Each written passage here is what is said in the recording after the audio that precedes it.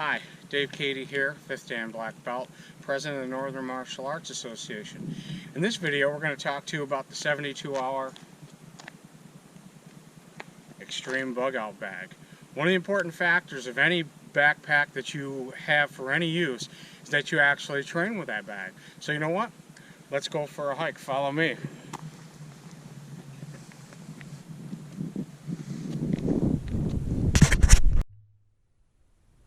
Hi, Dave Cady here, 5th Dan Black Belt and President of the Northern Martial Arts Association.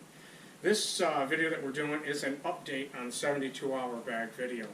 The previous video that we did, I wasn't happy with the recording technique that I used, and some of our viewers also got in touch with me and viewed their displeasure at it as well. Although they liked the content of the video and the content of the bag, they weren't happy with the quality. So that's why we're doing this a little bit different. Our EDC bag video, we reached a lot of success on, and this is the manner that we did it. So let's get to the bag. 72-hour bag is designed in a grab-and-go situation where you have to sustain yourself in an outdoor setting or some other setting other than your home for up to 72 hours or maybe even more. When using this bag, you have to have the 5 basic principles of survival in mind. First one is fire. How am I going to be able to start some type of fire that is needed to sustain warmth, cooking, or signaling? Second one is going to be shelter. What do I have within my bag that allows me to build some type of shelter using outdoor elements as well as whatever I have in the bag? Shelter is very important. Third aspect is signaling. I'm going to want to have items in my bag that allow me to signal for help, signal other people that we're in a vicinity to move to us, just the ability to let other people know that we're there and we may need help. Fourth is food and water. You're not going to be able to stash a lot of food in this bag. This is a grab and go, and as you saw in the entry video, you really need to train with this bag. You need to hike with this bag, you need to work with this bag. And you're not going to be able to carry extended amounts of food, but you want to carry sources of food that are going to give you the highest caloric intake as possible. Water, very, very important to start your 72 hours out with clean, fresh water. And fifth is going to be the ability to handle first aid situations. Anything from minor scrapes, bumps, bruises, all the way up to traumatic injuries. Alright, so without further ado, let's get into the bag. I'm going to work from the outside in. I try to keep my most accessible or the items that are most needed on the outside of the bag so I can get to them quickly. So let's go to my water bottle pouch. On my water bottle pouch, I carry an Nalgene style bottle, and I have emergency purified drinking water foil tablets inside. So I have water to start out. I may not have the time to fill this with water. So by placing those in there, I have water to start with. Now this particular pouch, I like these type of pouches because they give you an outer pouch. And in my outer pouch, I had put together a small first aid bag, which I call a boo-boo bag for minor injuries if needed. Also in that outside bag, I carry a signal mirror covering the signaling aspect of survival. And I carry, in this bag, I have a good supply of these Mylar emergency blankets with me, but I want to keep one where I can grab it quick if needed, so that's in my outside pouch. I also have room in this pouch if needed that I can add items or move items from another area in the bag to that pouch. Second item that I have here on the outside, I have a military style strobe. This is powered by AA batteries. If I slide the top backwards and I turn it on, this will produce a brilliant strobe that will signal people as to my location. The military aspect of this is to throw the cover on it. It can only be seen by infrared. Another item that I have here affixed to the bag through the MOLLE webbing, it's very important that you have a good strong knife with you.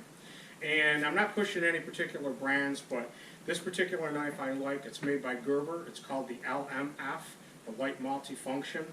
It's very strong, very well made knife for a very, very reasonable price. You could spend a lot of money on a good quality knife, which I have as well, but for under $100, this is an excellent choice. It actually has a sharpening unit installed within it, and it's a good strong blade that's serrated for cutting rope. Okay, let's move a little bit around here. Going to the other side of the bag, I have a trauma kit. Inside this trauma kit, I can handle just about any traumatic injury they may come across. Gunshots, excessive bleeding, just about anything really. And it's very important that you have trauma equipment, because you very well may come across or be involved in a traumatic situation. I carry earplugs. I never know if I'm going to be in an environment with loud noises such as explosions. I have a heavy-duty carabiner fixed to the outside webbing in case I have to hook this onto something, or if I need to hook something else onto my bag. It's there, it's accessible, it's quick. Alright, let's move over to the front pouch. Open that front pouch up. Water purification tablets. That fills my need for water. I have some bug dope, hand warmers. Here I have some hand sanitizer, which I guess in today's world is pretty much needed. Here's part of my fire starting kit. In here I have little pouches of prefab tinder, a couple of lighters, some waterproof matches, and I also have a waterproof match carrier. These are really handy. They come with your waterproof matches, of course.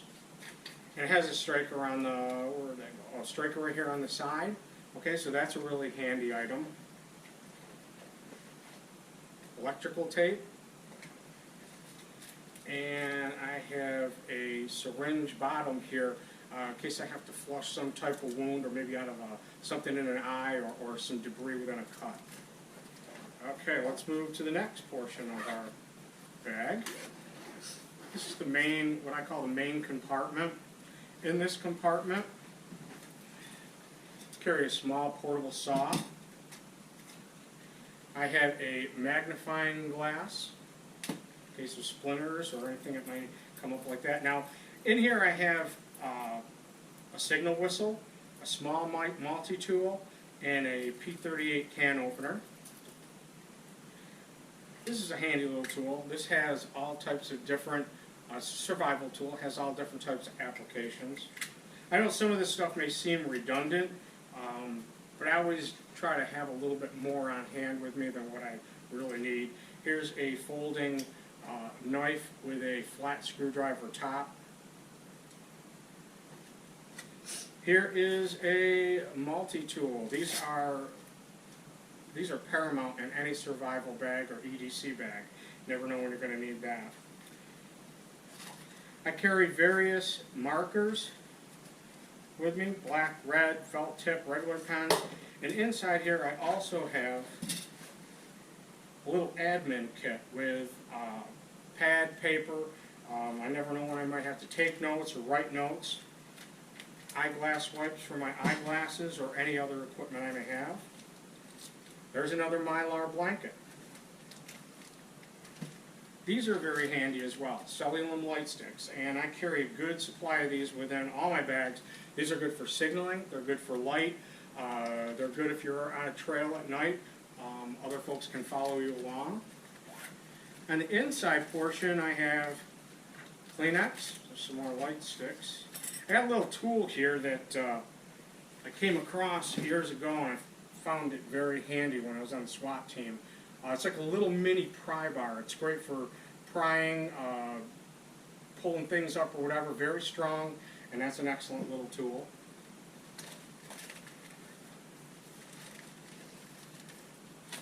Oop, I'm losing my blanket there. Okay, let's try that again. Okay, also inside here, I have, because I wear glasses when I read, it's very important that I have an extra set of cheaters in there. Okay, down here, now I leave 2 slots open for magazines for my rifle. I want to be able to throw a couple magazines in there. I got slots already appointed for that. This little bag right here allows me to carry extra magazines for my handgun.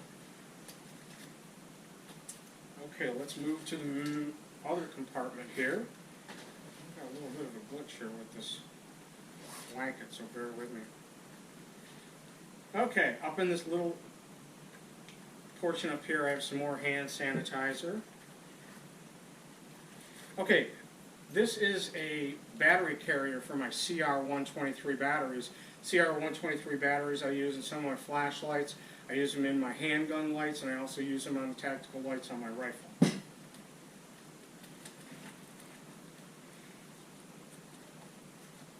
And chapstick, mask. Okay, let's move to the main compartment of the bag.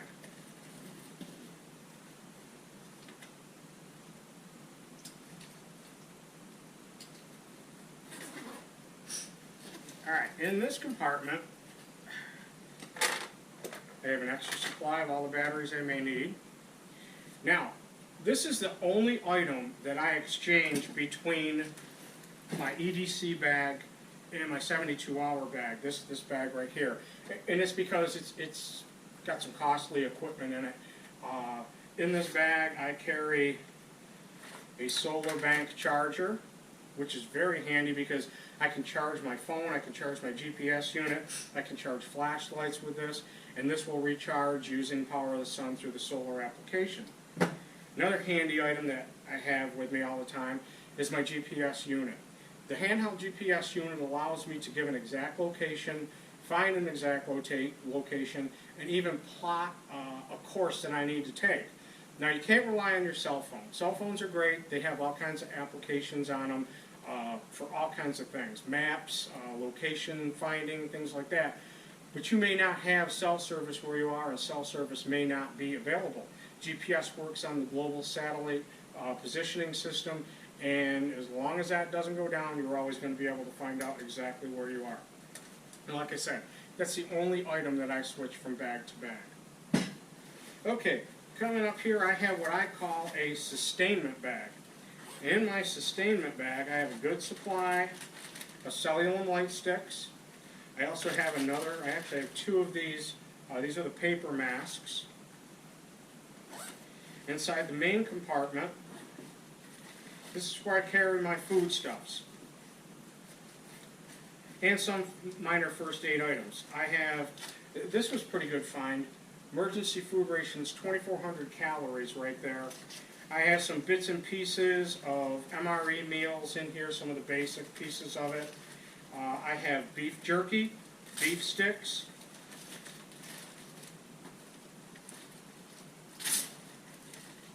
tuna packets, and these are handy. They come in the MREs. Little bags have gum, toilet tissue, matches, coffee. Those are kind of nice to have in there because you never know when you're going to need something like that. Alright, let's move to, okay, this was a pretty good find. I actually got this used on eBay, but fortunately for me it was never used. Survival Outdoor was made by SOL, Survival Outdoors. It's a small sleeping bag. It's going to give me some type of warmth when I start to build my shelter. Another item that I keep handy are zip ties. These are a good item to have because you never know when you're going to need to be able to hook your shelter up with something like this. Okay, going back to the outside of the bag because I could feel that I forgot something. I have a rechargeable LED flashlight, as well as a headlamp that operates on AAA batteries. And like I showed you before, I keep a good supply of all those batteries with me all the time. Okay, moving a little bit further into my big part of the bag. Oops, spoon, you never know when you're going to need that. I carry extra eye protection. Now this particular kit, made by Oakley, gives me protective eyewear with 3 different lenses, yellow and smoke, plus a clear. Those are always handy to have. Now this particular bag right here, I guess you'd call it a bag in a bag, this particular bag is set up as a survival kit in itself. Inside this bag I have some more bug dope, a Benadryl bite stick, bug bite stick. I have a compass. I have my ferro rod for starting fire. There's extra Mylar blankets in here. There's extra matches in here. There is a small pocket knife in here. And there's another strobe set that works off of a 9-volt battery. So this is, I keep this in here because it's kind of like a grab-all. And some of the items are duplicated from items that I have already in the bag, but it's always good to have extra. This was a good find as well. This can either be used as an emergency shelter or a little bit bigger than the Mylar blanket. So this gives me, maybe this could be my bottom or my top. In this bag right here, I have a larger emergency blanket that could be used as the top of the shelter. And then of course I have my other Mylar blankets, and then I have this little sleeping bag that would keep me a little bit warmer than not having it. In pouches inside. Okay, these are a great item. This particular one is made by Lifestrong. Again, I'm not plugging different products, but these are awesome. They're great to have. This will give you the availability to drink, and your water is purified through that straw. There's another item that you can't be without, and I have a good supply of that. Paracord. This is an essential item, and it's indispensable, really. This is a little find that I got from the Army Surplus store. It's a fishing kit. They were in pilot vests and some of the survival kits that the Air Force was issuing. It's a nice little fishing kit if I need to do some fishing to sustain myself. Okay, in one of these pouches I have antibacterial wipes. If I'm in a first aid situation or some situation where I get bodily fluids on me, I want to be able to use antibacterial wipes to clean myself. Rubber gloves, very, very important. Very, very important to protect yourself in that manner. Okay, now I know it's all kind of laid out on the table, not as nicely as it was in the other video, but that gives you an idea of how the bag is filled and what items are in it.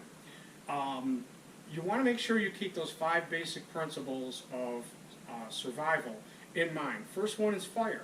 Very important. You saw some of the various ways that I have to be able to start fire. Shelter. Okay, you saw some of the different things that I use. There's one item I didn't pull out. Let me show you now that I get moving along here. A couple items here in the back. I have a rain poncho that I can use in various manners. I have a signal panel. This is a military signal panel that folds out pretty good. This can be used for signaling. It can be used as a mat for a shelter. And another item that's really good, 55-gallon contractor trash bag. I mean, you could make a poncho out of this. This could be the bottom or the top of your shelter. There's a lot of various uses for that. So going back to my basic principles of survival, signaling. You saw some of the various units that I use to cover the aspect of signaling. Food and water, I gave you a good idea of what you should have in your bag and what you could have in your bag. And first aid, anything from a boo-boo kit all the way up to a trauma kit. All right, now we wrap it up. I want to thank you for watching, and listen, the Northern Martial Arts Association lives off the mantra of preparedness in mind, body, and spirit. You can join the Martial Arts Association and not be a martial artist. We are looking for people that want to live a lifestyle of preparedness and have their mind, body, and their spirit prepared as well. There's no cost to joining. Just shoot us an email, tell us you want to be a member, and we will give you our monthly newsletter, which is packed with all kinds of articles from different writers with all different kinds of ideas. We have plans coming up for more videos, and we'd really like to thank everybody for the success that we've had on our channel so far. We have some videos coming up. If you looked at this right here, okay, we're going to be talking about fixed blade, horizontal carry. That's one of the videos we got coming up. So we're going to cover a whole gamut of different things. I'd like to thank you for joining. Don't forget to give us a like, subscribe to the channel if you like us, and thank you very much, and we hope to be seeing you.